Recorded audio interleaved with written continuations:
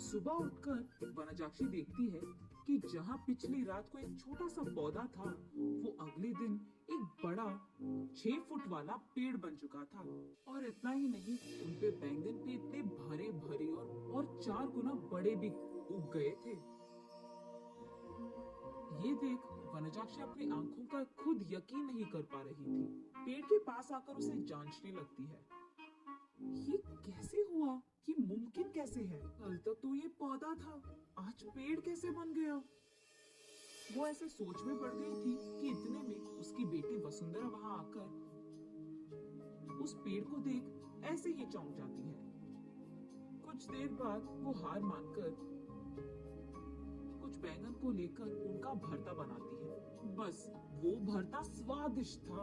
उस स्वाद पे फिदा होकर माँ बेटी दोनों बचे कुछ बैंगनों को उनके आजू बाजू पड़ोसी लोगों में बांट देते हैं।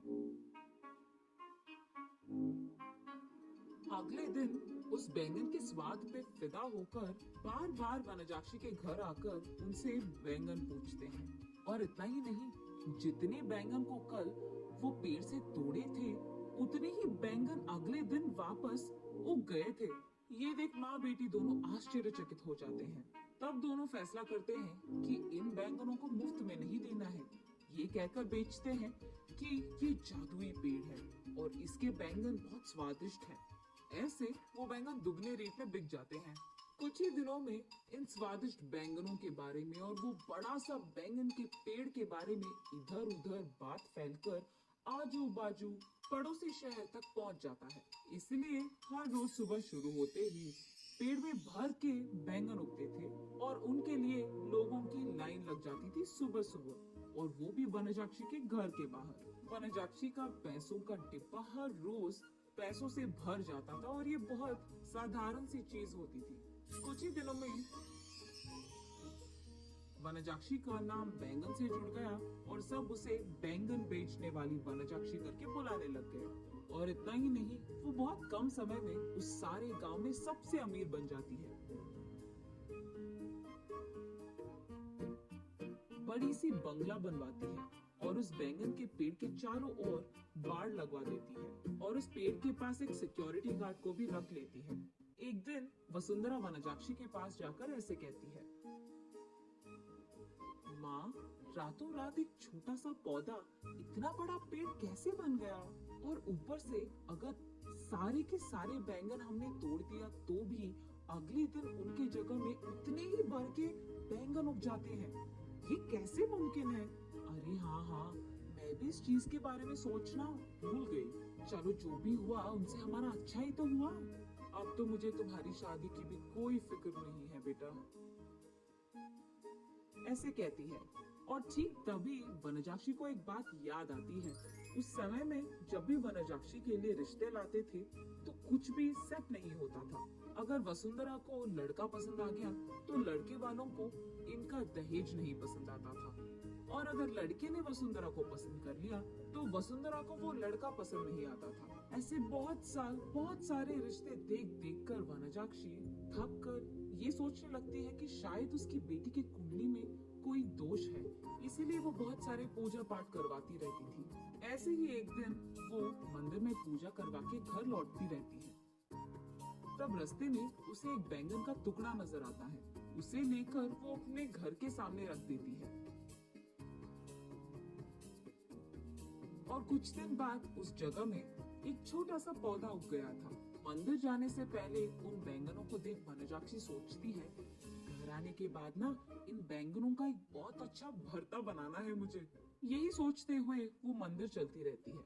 रास्ते में वो ऐसे सोचती है, अगर कोई वो बैंगन को लेके गया तो वो फैसला करती है कि जल्दी जल्दी वो मंदिर जाकर भगवान की प्रार्थना करके बाहर आ जाएगी। वापस आते वक्त उसे रास्ते में एक साधु नजर आते हैं।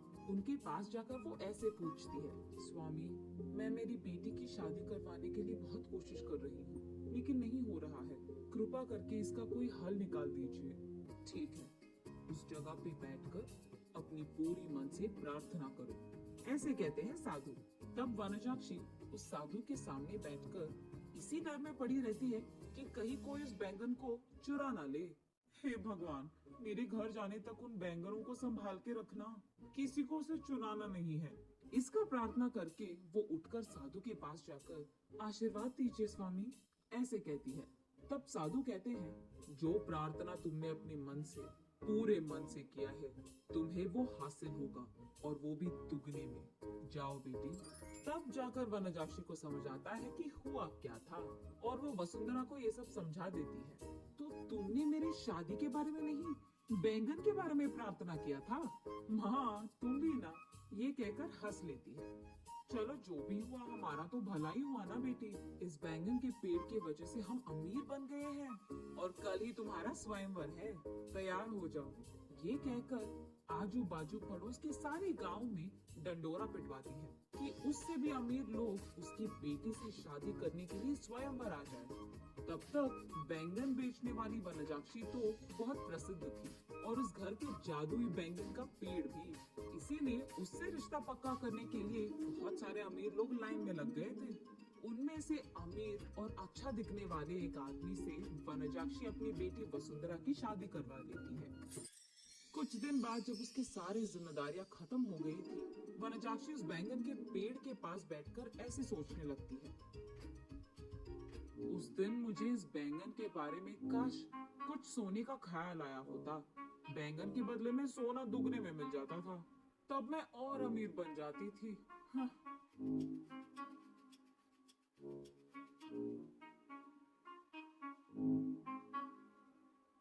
अगले दिन सुबह उठ के देखने पर उस बड़े बैंगन के पेड़ की जगह में वही पुराना वाला छोटा सा पौधा था जो वनजाक्षी ने वहां लगाया था। तब वनजाक्षी को पूरी बात समझ में आती है।